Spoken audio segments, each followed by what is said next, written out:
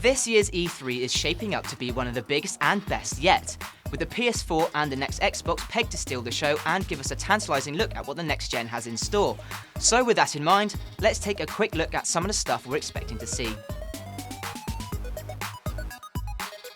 Microsoft has already set a date for May 21st, when it's widely expected the company will unveil the next Xbox. It's also sent out press invites for a media briefing on June the 10th, the day before E3 gets officially underway. We're hoping for lots of juicy Xbox 720 info and game previews, and perhaps even a glimpse of the console itself.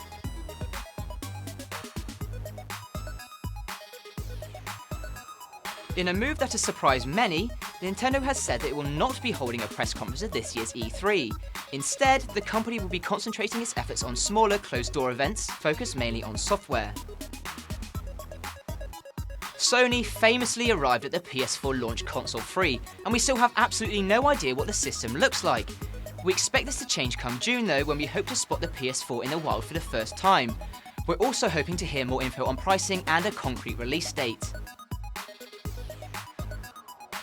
It's hard to sell a dedicated handheld console these days, something the Vita is living proof of.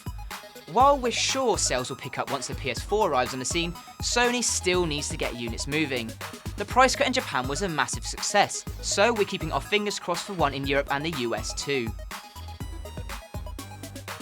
We're sure to see some big titles at E3, with Battlefield 4, Assassin's Creed Black Flag and Watch Dogs all expected to make an appearance. Super Smash Bros. Wii U is also highly anticipated, and we also reckon we're due a new installment in the Modern Warfare franchise. Of course, E3 is also famous for surprises, so we're looking forward to some unexpected titles and brand new IPs too. The real-time Unreal 4 demo wowed audiences at the PS4 launch event, and could be a real show stealer at E3 if it's unleashed onto crowds. We're interested in seeing if the engine lives up to the hype, and whether the visuals are as eye-popping as they've looked in the demos we've seen so far. We still have lots of questions to ask about the Ouya, which has now been delayed until June 25th. For starters, we want to know how the reported controller lag issue is going to be addressed, and we'd also like some idea of what sort of launch titles we can expect. With 4K pegged as the future of all digital content, it's highly unlikely to be overlooked at E3 2013. The PS4 is already confirmed as having 4K support, and with that in mind, we fully expect the tech to be a big talking point at this year's show.